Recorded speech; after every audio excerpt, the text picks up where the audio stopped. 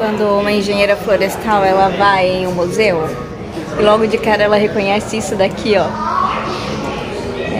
Pra quem já estudou anatomia da madeira, essas coisas, essa imagem aqui pra gente ela é bem comum. E aí eu fui conferir, né, pra ver se era coisa de madeira mesmo, aí era.